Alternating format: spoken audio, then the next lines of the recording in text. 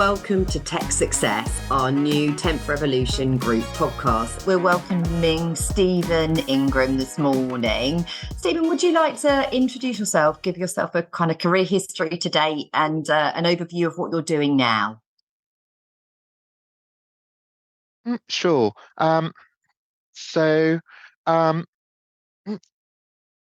founded a company called Neurodiversity Together, that's looking to do neurodiversity in companies differently, as opposed to only having a focus on a neurodiverse person. We're looking to make sure that everybody within the process is considered, and that everybody has the tools that they need to seamlessly work together in an empowered way. My career history and how I got here. I've been a management consultant for the last 15 years. Within that, my focus was around things like change, learning, culture, HR transformation, process optimization, tech, and much, much more. I've also got autism, ADHD, a stammer, and many, many other things related to those conditions. And I found that in my career, I had struggles. I also had a lot of successes. But actually, I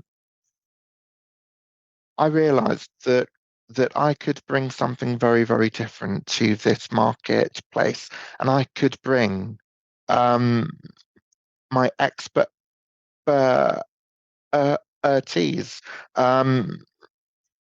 and also my experience of having helped other neurodivergent people, as well as leaders of companies, to really help make a big difference. Wonderful. Yeah, no, it's great that you're being a role model for others and helping the education piece as well. So as a background to the topic, how is data being captured on neurodiversity and what are the plans in the future? So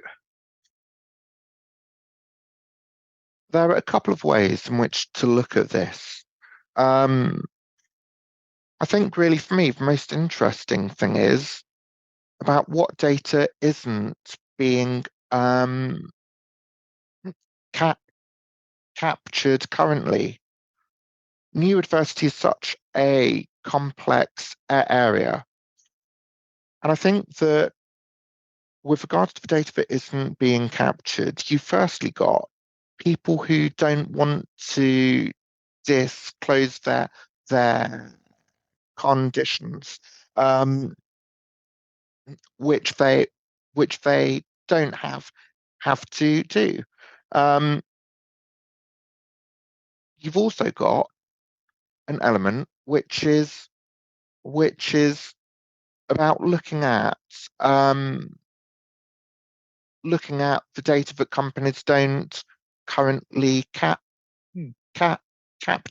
So for example, when somebody leaves a company, if they have a neurodiverse condition, the company may not always capture of that. On the flip side too, in senior leadership positions, of a number of neurodiverse senior leaders captured accurately in every company. And I don't think they are, quite simply because maybe the company doesn't capture the right data, or maybe the leader doesn't want to necessarily disclose their condition, whether it be a tick box on their HR system, or whether it be physically telling someone else. I think that regarding data, though, there are some really, really important bits of data to bring to light here. Those are the Office for National Statistics, in their latest research, found that 70% of autistic people aren't in any form of employment at all. Now, that's a shocking, shocking figure. There's also another figure I read the other week, which again is equally shocking, which was that in 2022, only 7% of all disabled people earned more than £30,000. Now, Right. that again is a crazy, crazy figure. And there's no reason why that can't be changed. There's Yes. so much knowledge, expertise,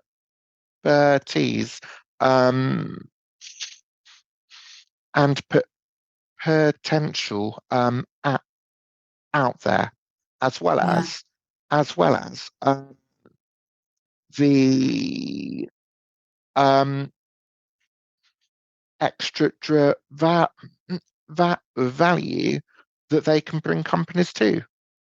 Yeah, I totally understand. Yeah, that's really interesting statistics. And it's a whole wealth of talent that's not being utilized fully when we're kind of underrepresenting and we've not got enough strong talent in, for example, the tech sector or coming into the tech sector. So, is there any information around how much of the tech industry is made up of neurodiverse employees currently?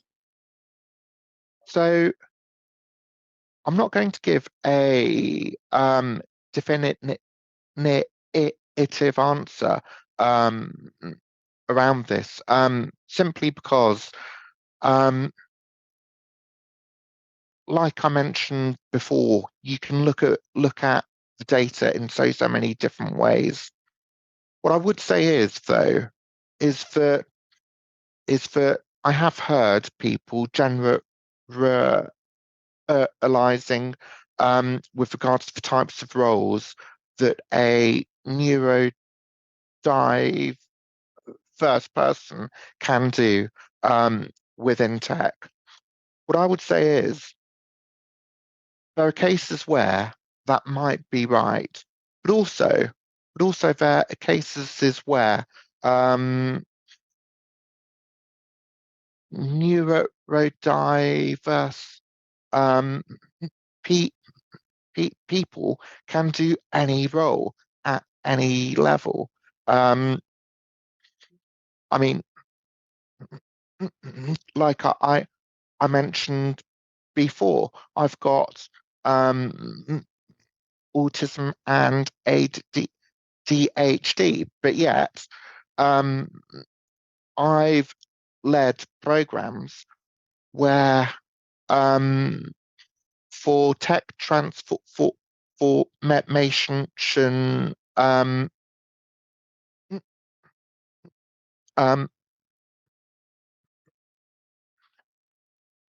pieces that impact a very, very vast number of users, I've worked out the culture change for it and how to really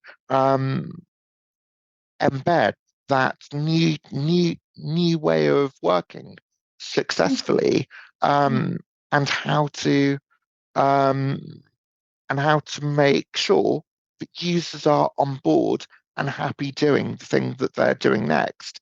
If you ask me to do any um, co- co-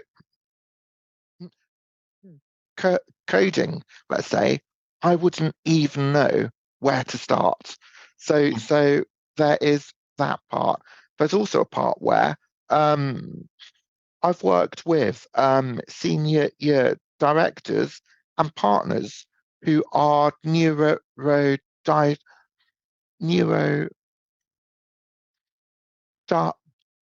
di- diverse too. So really, the message that I would give is don't assume any anything. Okay. And I suppose, please give me sort of the best 3 examples of what you're telling your clients to make recruitment process more inclusive for neurodiverse candidates. So one of them may be, like you've said, have the confidence to kind of still go for it, go for those opportunities. But yeah, what's your examples you're telling your clients? So I think the most important example is that it's not only about the candidate experience. If let's say a neurodivergent person discloses their condition during an interview of you, how does the interviewer feel?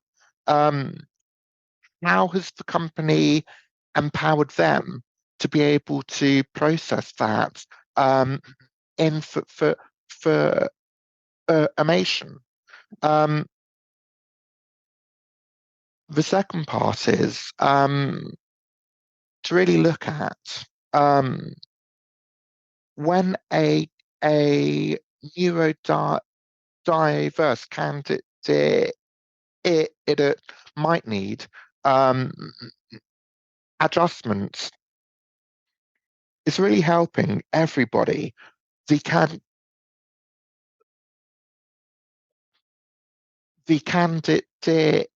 it, it the candidate, the recruiter, the hiring manager, helping them understand the best way to really understand what those adjustments should be. And quite often, it's not just a case of asking the candidate, um, okay, you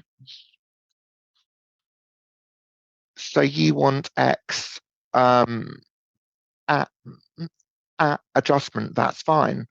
But to actually ask them, so why is it that you want that?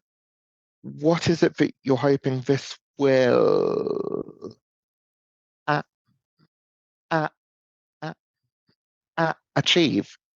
Is there a better way in which we can get the same result for you? Mm-hmm. And I think that the third example is, I mean, there are lots of examples on this online, but it's always really, really good to have a look at the message that your company is giving to candidates when that they, or even um, before they apply. So think about the stories on your website. Think about whether your job description is neurodiverse inclusive, whether it's got terms that some people might find overwhelming, and to look at it from the candidate's point of view. If you were applying to your company, how would you feel about applying? Yes, yeah, that makes sense. And that would really assist in attracting that talent. And then I suppose the final question is how we make it a more inclusive environment for all. And I think that perhaps there's an education piece from kind of leadership down. So what's your view on kind of changing cultures to make it a better, more inclusive environment for neurodiverse candidates? So what you just said, from leadership down, there are definitely cases where that's correct. But also I think that there's a lot of work that can be done on the ground as well. I roll out um, um,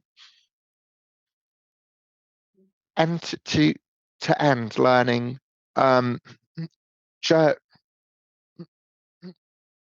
journeys for a range of different pe people within the recruitment process. And actually, for me, one of the most important things is to start with is getting people to start to ask things differently and getting people to think differently, getting each other to have a greater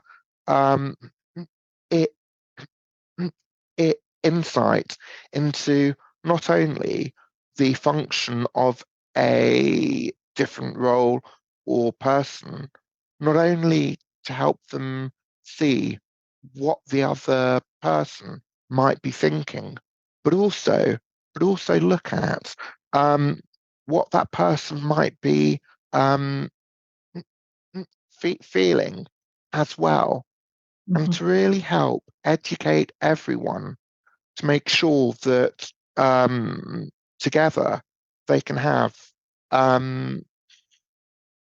productive conversations, and the changes that they do make will quite often be much smaller, but have a much bigger it, impact, and also yield much better results. Amazing. Yeah, no, it's definitely, there's a need for more understanding and knowledge across the board. Really appreciate your kind of input and your kind of take on things today, Stephen. I look forward to welcoming you back to the podcast in the future. Thank you.